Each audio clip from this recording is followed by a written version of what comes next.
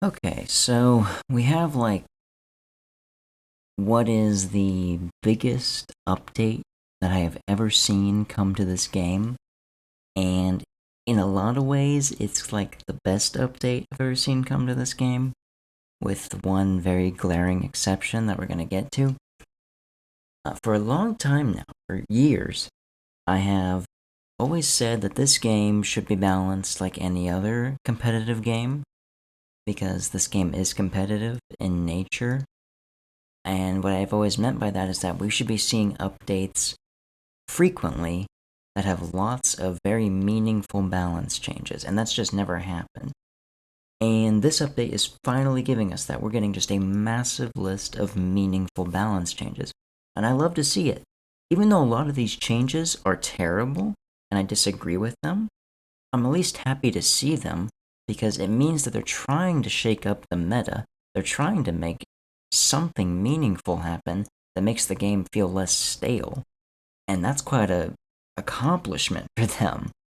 And similarly, it might mean that they're trying to balance in a more competitive direction, because 90% of the changes they made are sort of catering to the top 5% of players. Again, with one exception that is really bad, and we're going to get to it. But yeah, basically, what I'm seeing here I like. Inherently, I like what I'm seeing. And so I just want to talk about the changes and give my thoughts on them, because this might be a really, really important turning point for the game. So this is the first half of the update. So first thing, I've already read through these, so I'm not going to go into major detail. I'm just going to summarize what's been changed. So Trapper now starts with 2 traps rather than 1, and he always has 6 traps, which I didn't know that about the random number thing. That was interesting. But now he has 2 traps. I don't think this is going to do a whole lot for him, really. Right now I have him in bottom 2. I think him and Myers compete for the worst killer in the game. He might get himself out of the bottom 2, and a certain character might take his place, that we're going to get to. But I don't think this is enough. I would let him start with, if not all of them, I would let him start with maybe 3 or 4. The add-ons are pretty cool, though. I will say that. Tension Spring. It's niche because it's very much for a rare circumstance where you're chasing somebody or you're near somebody, they get in a trap at a loop, they get out of the trap, and then they stay at that loop. Then I guess it can be good. It saves you some time to not have to reset it yourself. So it's kind of like a poor man's iridescent stone. It's okay. And then Trapper Sack, I really like it, because I know that some people are upset about the fact that you cannot pick up the traps because they really want to be able to move them around. My personal thoughts are that Trapper barely has enough time to set up his traps once. He definitely doesn't have time to be moving them around constantly. So I think that downside is honestly going to be pretty negligible. Set your traps up in good, reliable spots to begin with, and I think this add-on will be pretty good. Spirit's getting nerfed. The second nerf here with the kicking up dust, that's no longer happening, at least not yet, so I'm just going to ignore that. Now, I've always thought that Spirit is not the best character. I definitely think Nurse is better. But I have no problems with them nerfing Spirit, and the reason I don't have a problem with them nerfing Spirit is because doing this, nerfing Spirit, even though she technically doesn't need it right now because no killer deserves nerfs in the current state of the game, nerfing the Spirit will appease survivors. Them seeing the Spirit get nerfed, they will be like, okay, I'm happy now, and it makes them more willing to take a blow that will hopefully be happening. I mean, in the second half of the update over here, they do get some pretty big hits that we'll be seeing. So I think appeasing survivors, throwing them a bone by nerfing Spirit, that's fine. In the short term, I have no problems with this. Her new add-ons, they're kind of gimmicky. I don't know what was going through their head. The Wakizashi Saya? Something like that. That one's pretty cool, actually. I think that definitely doesn't deserve to be purple. It's not good enough to be purple. but it is interesting. It'd be fun to use. And this one here, I don't see. I mean, it's fun. It might be interesting to use at like Killer Shack or something, but otherwise, I don't see a whole lot of use for it. Okay, yeah, this is easily the best thing in the patch for me. I've been saying that they should be getting rid of these descriptive words. Basically, since the start of the game, I despise of them. So them adding percentage values in, I am as happy as can be. I can forgive every other mistake just for this alone. And then they're also buffing and nerfing various add-ons for all these other characters. It's probably going to be a mixture for all of these characters. Like, we're going to get to one add-on for the nurse that they showed. It's a buff, but I'm certain that not all of the changes to nurse are going to be buffs. So they're probably nerfing some and buffing some. And same goes for like the blight. There was like a leak that Summoning Stone was getting buffed, which is fine because Summoning Stone sucks.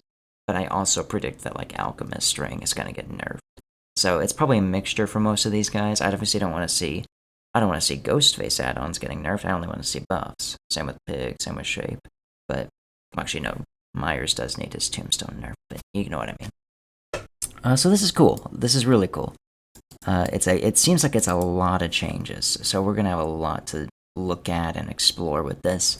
And thank God, because we have not had an update in years, maybe ever, probably in the history of the game, where there are so many changes. It's like, yes, I want to get on the game and like theory craft, if you want to, use a generic term.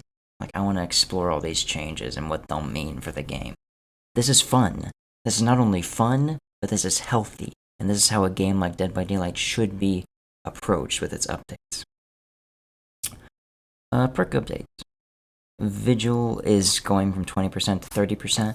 I don't have much of an opinion on this. Apparently it stacks, at least like it's some kind of a bug that is making it stack right now. So if it stacks, I guess Swifts will make really good use of it.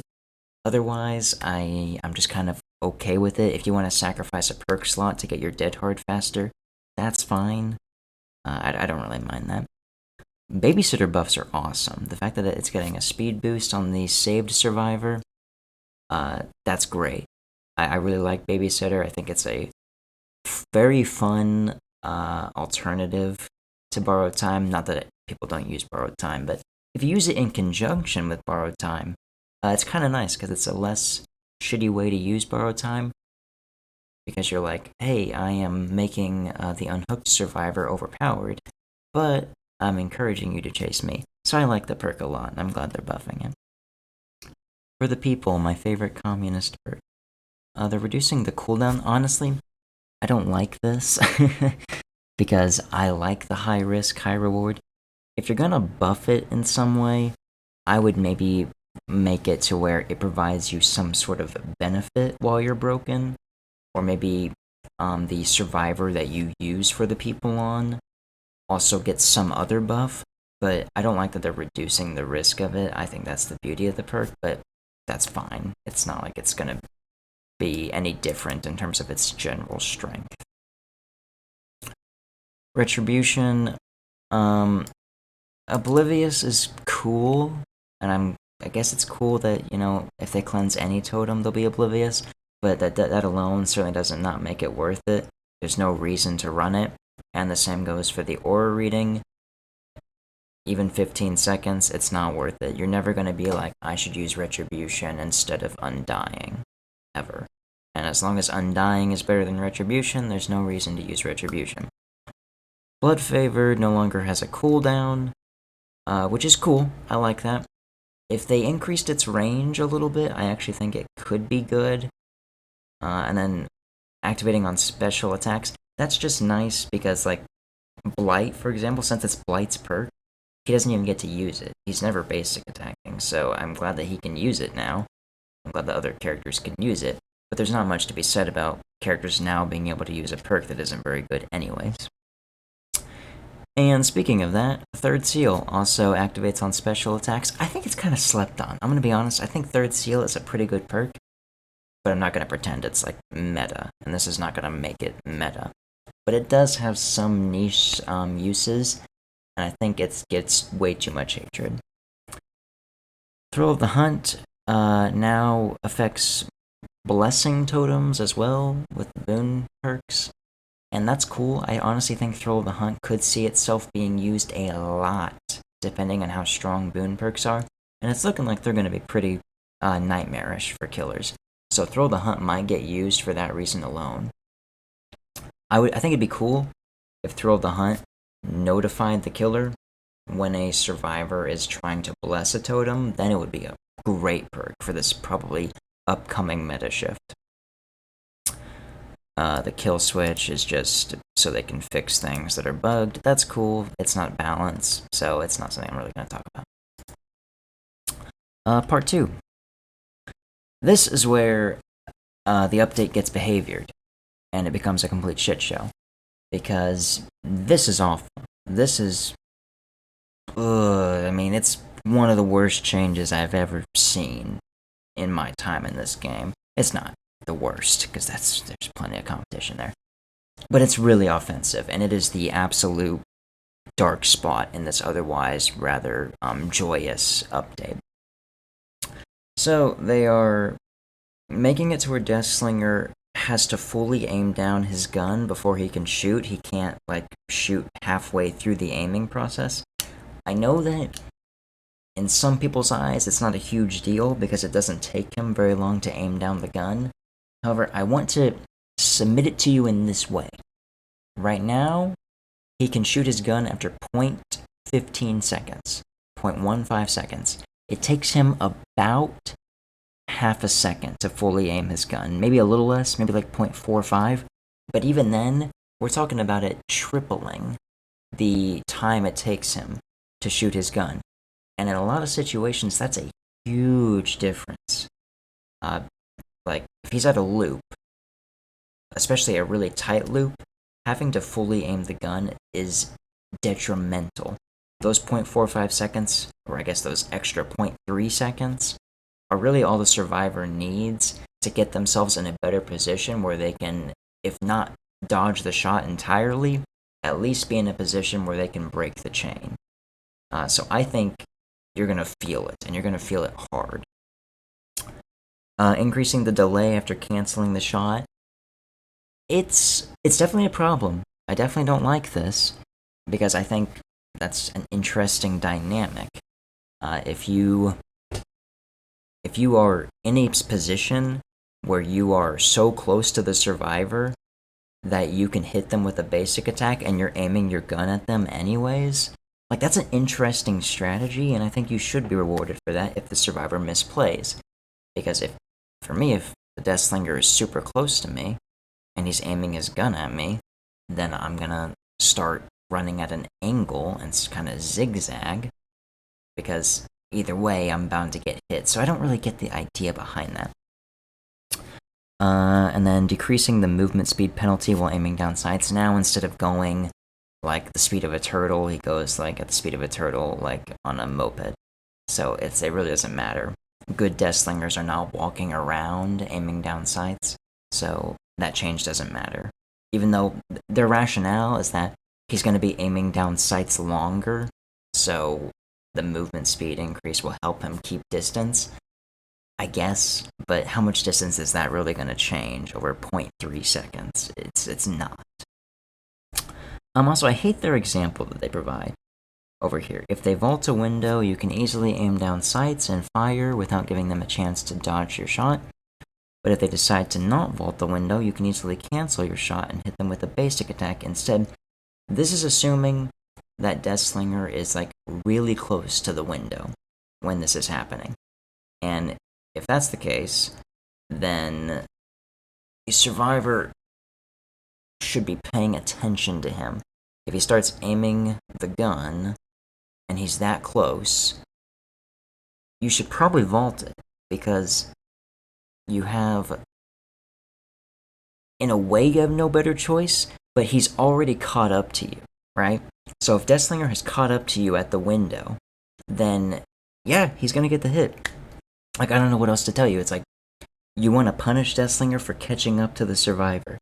If he has caught up to you to the point where he's in range for a regular basic attack, okay, he should get the hit. If the survivor, If he is far away from the window, then the survivor has a decision to make. They should be paying attention to him. Is he aiming the gun? Don't vault. Is he not aiming the gun? Well, he probably is going to, so I probably shouldn't vault. So, again, it's just, this is framed from a survivor perspective, not even taking into account the accomplishments of the Deathslinger player. And then they're also increasing his terror radius to 32 meters because they don't like uniqueness. They don't like that Deathslinger is the stealthy ranged killer. They want him to be like all the other ranged killers, which is inherently dumb. It's inherently unfun. What made him interesting was that he was the more stealthy ranged killer. But I guess we don't like that. We don't like characters to be interesting in any way. They also attribute his strength in terms of his stealth to monitor and abuse. So if that's the case, is monitor and abuse a problem? Should you nerf it instead? Why take away from the character? The Plague. It is a buff, so I'm not gonna rail into them. It is still a good change, and I'm happy to see it, but it's the most Almonian change you'll ever see, because it's nothing. It is absolutely nothing. They fawn about how they increased the infection duration on objects from 35 seconds to 40 seconds. That is nothing. You are delusional if you think you're going to feel this ever. You are never going to feel that change in your entire life. However, the additional penalty to interacting with something that is infected, that's kind of good.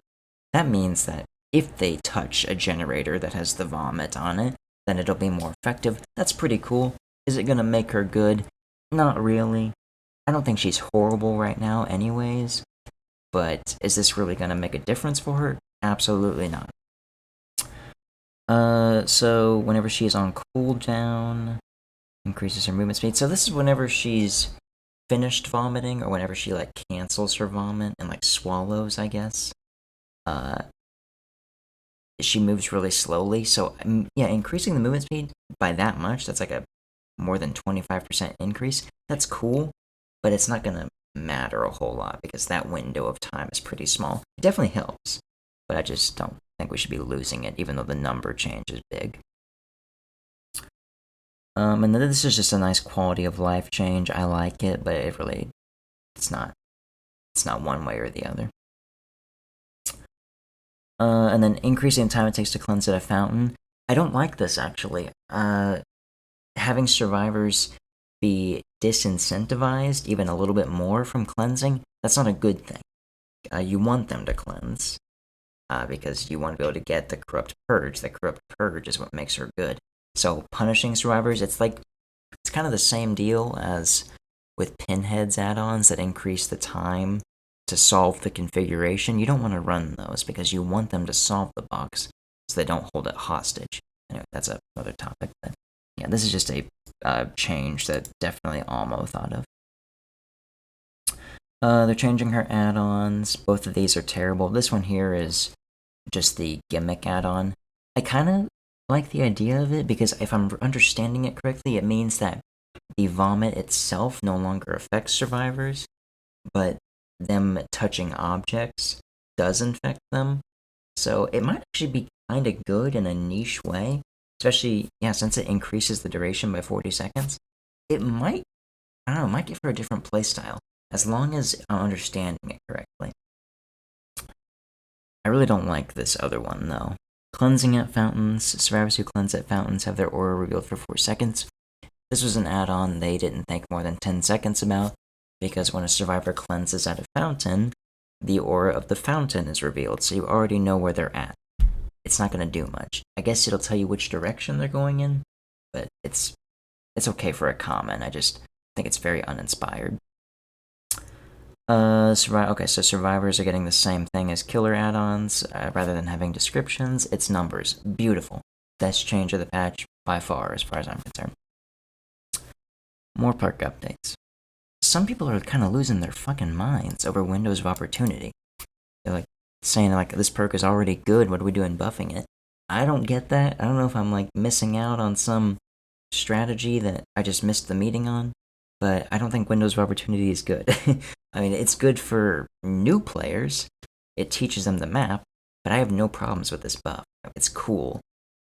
But, like, I hate Windows of Opportunity inherently because locking a perk that is made for new survivors behind a paywall is dumb.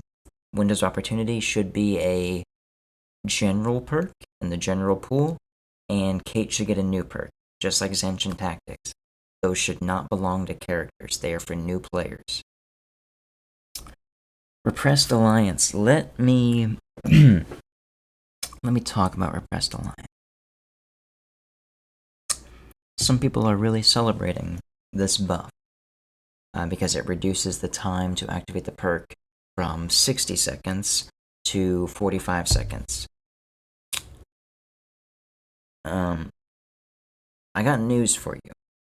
This perk is awful.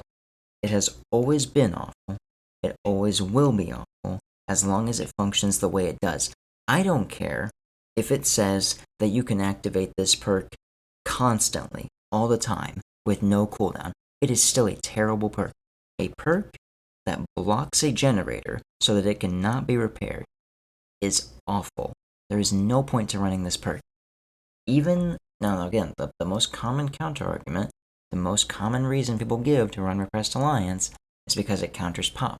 But it doesn't. It does not counter pop. Pop takes away 25% of a generator's progress. 25% of progress takes 20 seconds to make up for, whereas Repressed Alliance makes a generator incapable of having progress made on it for 30 seconds. You lose more time through Repressed Alliance than you would through pop. You are better off just hiding, letting the killer pop the gen, and then getting back on it, than using this perk on it, revealing that you're at the generator, and losing more progress. This perk is ridiculous in its design. It is horrible. There is no point to ever run this fucking perk. Built to last. This perk was already good. I don't know what we're doing buffing it. There were a lot of other perks that needed buffed a lot more than this perk. But sure, let's make it just insanely good, I guess. So now, if you hide in a locker for 12 seconds with an item that you've used entirely, it refills it to 99%. And then if you deplete the item again, you can get in the locker again and replenish it to 66%. And then you deplete again, and you can get back in the locker for 33%. So you're getting like 3 full bars worth of an item from this perk, which, if you're using a toolbox or a medkit, insane how much efficiency you can get out of this. Yes, you have to hide in the locker for 12 seconds, but if the killer happens to be around and you got nothing better to do, then, I mean, my god, I think that's pretty worth it. So I think this perk is really good now, and you're going to see it a lot. Any means necessary. I've always liked this perk, so I like that they're buffing it again, even though, like, I don't know why they love this perk so much. I've never seen a perk get changed twice, so close together, besides this perk, so they really just love it for some reason. So now you can see the aura of dropped pallets, so that way you can go to them and pick them up. This might be really good. I'm not saying, like, I think what would happen is if you have a 4-man Swift, if you have one of them run any means necessary, that's so good. Because then the survivor can be like, hey, just so you know, he didn't break this pallet. And then the any means necessary runner looks at that pallet, goes to it, picks it back up, bam. And so it can be a good way to sustain pallets. I don't think, our Swift's going to use this instead of Dead Hard, Borrowed Time, DS, Unbreakable. No. So it's not really important, but it might find its way into some kind of use. No Mither. They're buffing No Mither, which personally I wouldn't even bother. They even admit that it's a perk that is used as a hard mode, so I don't even know why you would bother buffing it. It's not like this perk is ever going to be good with its current state, and that's okay. It's meant to kind of be bad in a way. But if they want to buff it, sure. The Grunts of Pain, reduced by more, and increased recovery speed. You could maybe combo No Mither with Unbreakable and just have, like, insanely fast recovery speed if you want to, but otherwise there's really no point. Mindbreaker, it's going to be called Fearmonger after they lose the license for Stranger Things. Now survivors have blindness when they're on generators as well as exhaustion. Blindness is a awful status effect, generally speaking. I know I was defending Third Seal, and I still do, because constantly, perpetually having no aura reading ability, that's really good. But not being able to see auras while working on a generator, I guess it's cool, but that's not really the problem this perk has. The problem is that the exhaustion is too short. You make the exhaustion 10 seconds, you might really have something going for you. But it's not gonna make this perk any more popular. Probably the best change in the patch in terms of actual balance is the hatch. Because now only one survivor can go through it, and it doesn't even spawn until there's only one survivor left. That's lovely. It's a lovely change. This change should have happened a long time ago. I honestly don't think they started actually thinking about changes to the hatch until recently, because they nerfed Maury's like a year ago, and they said, we're working on the hatch, but it's not ready yet, so wait. And are you trying to tell me that it took you this long to think of these changes that aren't really that complicated? It's some pretty simple reprogramming of the hatch. It's not a completely new mechanic or anything. So I don't know. I think they stalled on this quite a bit. Nonetheless, it's here. It's a great change. The hatch is finally a healthy-ish mechanic. I still have problems with it, but it's way better than it was. Boon Totem. It's hard to give an opinion on something that we actually don't know what it's going to be, but in general, I think these are going to be extremely unhealthy for the game. It's a new objective for the survivor, yes, but it's an objective for the survivor that's probably going to have pretty big payoff, and consequentially, it's a new objective for the killer, because the killer might be really compelled to have to take the time to find these totems and cleanse them, or I guess unbless them or whatever. And the last thing killer needs right now is a new objective. So I think these have the potential to be a serious meta shift and a very huge hit to killers that killers absolutely do not need. I'm really scared of these. I think these are gonna potentially be disastrous for the game. So we'll see, but I would be afraid. Be very afraid. Last thing I want to go over, they showed some of the new add-ons, and I actually think they're pretty cool. So I want to go through them. Now, I do have to say, like, some people do, like, their killer rankings with add-ons factored in. I don't. I look at the killer with their base power, because I think add-ons compensate for weaknesses, and I hate that. I think a killer should be strong at base power. I think it's too generous to consider their add-ons. But with that said, if I was considering, let's say, the pig with her add-ons, this add-on right here would skyrocket her up my list, because this is insane. Survivors begin the trial with reverse bear traps installed. This is so good. I could almost not imagine a better pig add-on, because now the early game is slowed down to a crawl.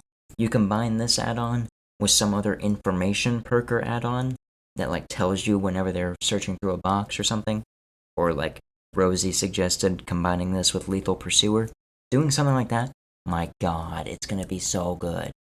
So this is great. This actually earns its place as an ultra rare add-on. And by the way, Pigmains, get excited, because this is Videotape, which is a yellow add-on right now. So if you have like 100 of those yellow videotapes, now you have 100 of these things. So go crazy. You like have a blast. Vanity Mirror, this for Myers. So I don't really use Myers at all. I don't like him. I don't really know his add-ons very well. Apparently this used to give him a movement speed decrease. They got rid of that. So now he can't get past tier 2, but he has like constant wall hacks. So that's cool. Again, like, no matter how many Myers add-ons you buff, I don't care. Myers is trash. You need to buff his core power to actually get my attention. But sure, this is nice. I welcome it. Interlocking Razor. This is another pig add-on. A lot of pig add-ons are being showed. This is only a common, and it's definitely not very good, but for a common, I guess it's okay. If a survivor fails a skill check while injured, it inflicts deep wound. So it's really niche. If you combine this with like difficult add-on stuff, then maybe you can get some deep wounds going. So we'll see. I really don't, it's rare that you're not gonna see this get used very much, and whenever it does get used, you're not gonna see very much effectiveness from it. But it's cute. It's at least not an offensively bad common add-on. Once again, pig add-on. Increases available traps by 1. When a survivor with a reverse bear trap on is repairing a generator, that generator's aura is revealed to you. Now, most of the time when a survivor has a trap on their head, they're not doing generators. They're going to be solely focused on getting a box. So that's meh to me. I don't think it's that good. But if for some reason the survivor is doing that, well, I guess it's good information. But honestly, just the increased traps by 1 alone makes it pretty good. Not enough to be purple, but it's okay. Definitely not nearly as exciting as videotape. Torn Bookmark. This is for the nurse, and they're actually making it pretty good. So she can have an extra blink, so she finally has 3 blinks back through this ultra rare. It increases blink recharge time, but if you combine it with like dark cincture or the whichever the green add-on is, combine it with one that reduces the charge time, it could be pretty good. Giving her 3 blinks again, nice. Why are we buffing Nurse and nerfing Deathslinger? I don't know. Whatever philosophy they're using, there's something contradicting there. Under no circumstances should we ever nerf Deathslinger, but whatever. I'll take the Nurse buff, sure. And then Pig, again. This is what videotape was, but better. So, increases the charge time, well, the speed. So, she charges up faster, and then if she misses, the cooldown is shorter. Cool. It's a good add-on, especially for yellow.